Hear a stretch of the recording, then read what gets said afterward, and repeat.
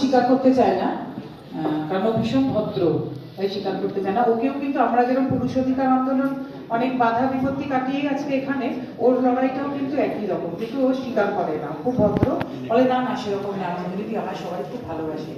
তো কিন্তু ওর লড়াইটা আমরা জানি খুব কঠিন, এবং একটি অর্গানাইজেশন আছে টিসার, ও সবচেয়ে যেটা আমার ভালো লাগে যে ও একা কিছু করতে চাইছে না, ও আরো 10 জন ট্রান্সম্যানকে সামনে নিয়ে এগোতে চাইছে, সবাই যাতে উন্নতি করে, সবাই যাতে ভালো থাকে, ওর এই চেষ্টাটা আমার খুব ভালো লাগে। কারণ আমি যেমন মনে করি যে একা গ্রো করলে কোনো গ্রো করা নয়, সবাই মিলে গ্রো করতে হবে, হ্যাঁ, সবাই যদি বড় হয়, সবাই যদি ভালো থাকে, তবেই ভালো থাকা। আমি একা ভালো থাকছি করছি, এটা কখনো ভালো থাকা হতে পারে না। রাহুলকে ডেকে নেব, রাহুল মিত্র, এবং রাহুলের স্ত্রীও এখানে উপস্থিত আছে। রাহুলকে আমি অনেক বছর ধরে চিনি, রাহুলের সঙ্গে আমরা অনেক বছর ধরে কাজ করছি।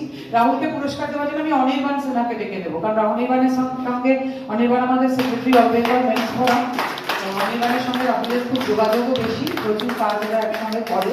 আমি অনির্বাণকে চাইবো রাহুলকে পুরস্কার দেবো। অনির্বাণের হাট্টা কাট্টা চেহারা দেখে আপনারা নিশ্চিত হয়েছেন যে আমাদের এইরকম একটা সেক্রেটারি কত কি করে পেতে পারে। তাই নন্দিনীর সঙ্গে বাকি সকলের সঙ্গে